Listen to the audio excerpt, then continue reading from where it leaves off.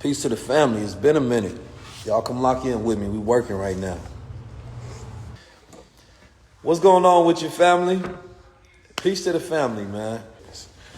First, I believe in having good influence. If you don't have good influence, right, then there's no point of you having any influence, right? That's one of my monikers. If you don't have good influence, you should not have any influence. That's something that I believe as a true tried testament.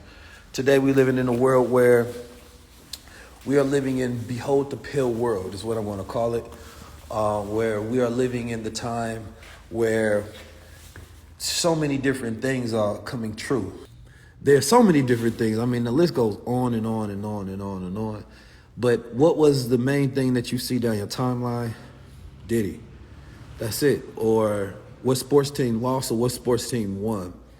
And we have a whole lot of conversations about, like, as a culture, what's wrong with us? What do we need, right, in order to move forward? Society, things of that nature, right?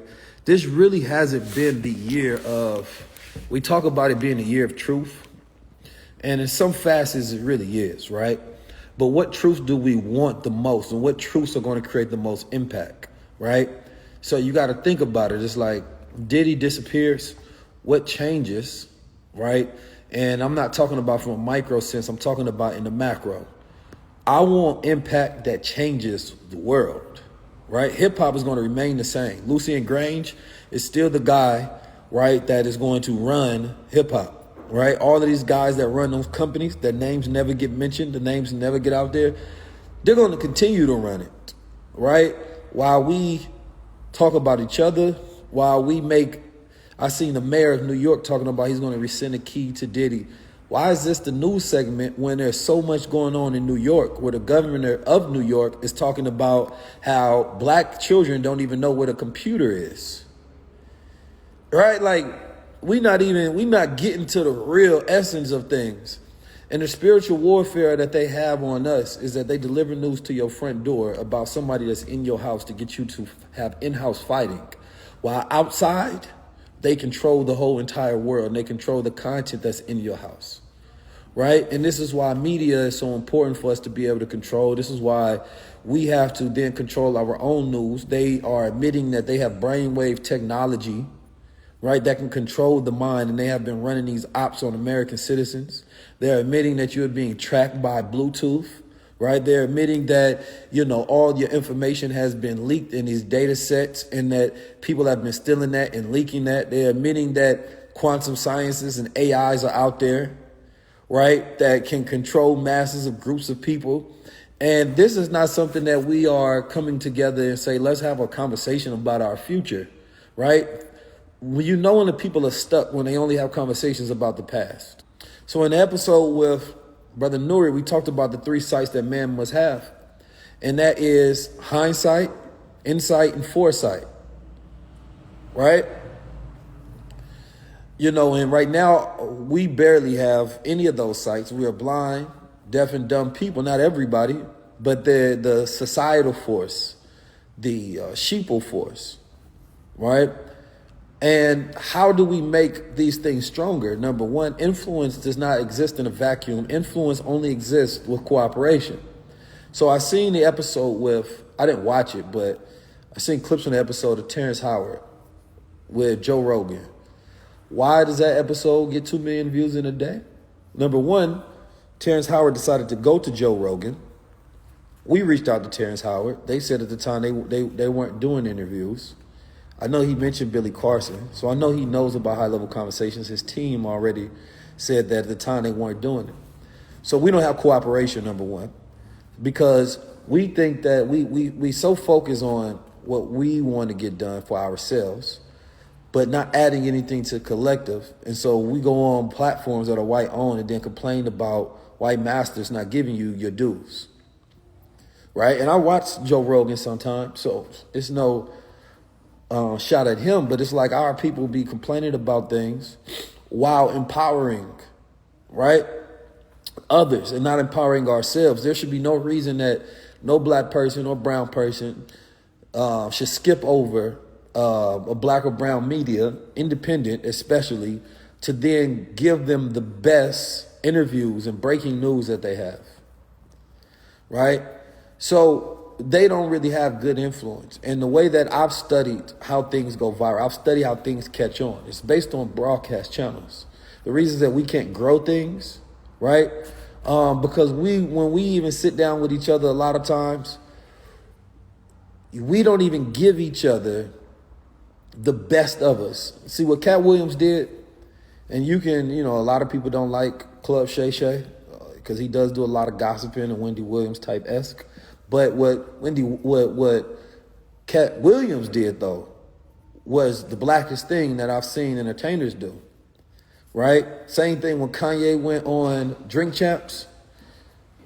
When Kanye went on Drink Champs, Kanye gave Drink Champs the best interview they can get. Instead, Drink Champs decided to cut their water off, and they cut the episode, right?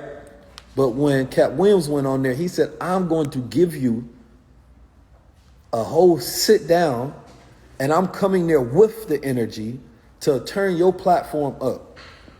He did this on purpose. It wasn't by accident, right? He could have went to any of these other platforms, but he decided to be intentional with himself. And then after that, he went on to do a bunch of other black shows before he did Joe Rogan's. That's the proper way to do it, right? That's good influence if we're watching the example of how it was done. Because what did it do? It turned Shannon Sharp podcast up, right? So now he's getting millions of views, right? The only difference is Shannon Sharp does not have like good influence in consideration of like spreading information, particularly. It's entertainment, which is nothing wrong with it. That's his platform. He told y'all that's what his platform is, and that's all he wants to do with that platform. But we have to be intentional if things are to ever change, right? And so when we reach out to people, you'll be surprised. A lot of times, we reach out to white people, and I haven't reached out to a lot, but they were more accommodating and considering the platform when black people just tell you a straight up no. But they watch the show, but they don't want to contribute to it whatsoever. So this is why when I put out statements that sports and entertainment are weapons of mass destruction, and most of your entertainers, 99% of them, 99% of them, right, are only there to lead you to the slaughter. They work for those people, and they're not there to help build up anything within this community, because most times we don't need their money. You need their influence, right? You don't need their money. You need their platform and their celebrity to cooperate, not collaborate, cooperate with each other. So you have your operation, I have mine. Let's cooperate, two people in this operation together, right? And this is what we're missing. And this is why things don't go where they're supposed to go. Why everybody will celebrate Malcolm X, right? But they won't be a Malcolm X. Everybody will worship Jesus, but they won't be a Jesus, right? And so it's like when you think about Cat Williams, everybody wants to be the Cat, but they don't really want to do what he did. Because if they do what he did, they would just go to black platforms and empower black platforms. When we look at Diddy had Revolt, and they're going to sell Revolt. I don't believe that they sold it yet. And I believe that they're about to close that deal, but I don't know if it's going to be black owned. It wasn't all the way black owned in the first place, but it was the only platform out there that were giving opportunities to a large amount of black people to start and launch their shows and their platforms. Now, anytime something gets taken away, something then has to fill that gap. Something has to fill that gap. What's going to fill that gap? So we're not really thinking, because we're not really being strategic. We're being emotional, and you have to rise above the emotions of the crowd into the thinking of a God. The emotions of the crowd pull you so that you go towards whatever the crowd feels, and whatever the crowd feels is always a lower IQ, because it's not based upon intellect, it's based upon emotions. So when you talk to a crowd, you don't speak to it based on definition, you speak based on connotation.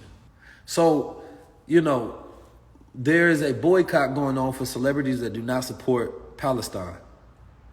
Somebody said I'm MAGA. Yeah, I want to make America great. Again, I want to make America great again, but America was only great before these devils took over, right? When the Native Americans had it. The Native Americans should be the one wearing the Make America Great Again hat, because that's when it was great, when there was rituals and honor and family. There was tens of millions of Native Americans that were here, right? That were darker than me. They had their own practices. They had their own land. They had their own rites of passage, their own rules, right? They did trade with other groups.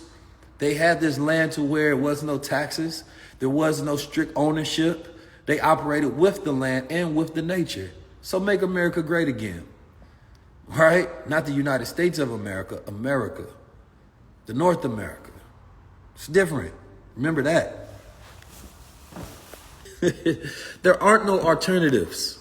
That's what y'all don't get. Y'all keep trying to play the game as alternatives. There's no alternative to Biden. There's no alternative to Trump. There's just the government. And the quicker y'all realize that, the freer you will become. There's no alternative to the government. It's just the government. You think the government is going to ban the food that we eat so we can be healthier? You think the government is going to create the necessary alterations and changes in the education system?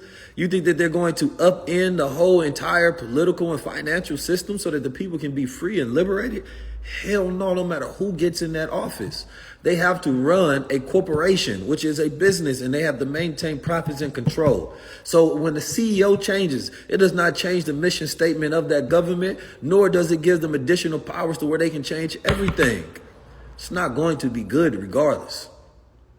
So nobody can show me that it's going to change what the government is. The government is the government. Government is to govern mind and mint. That means your mind and your money.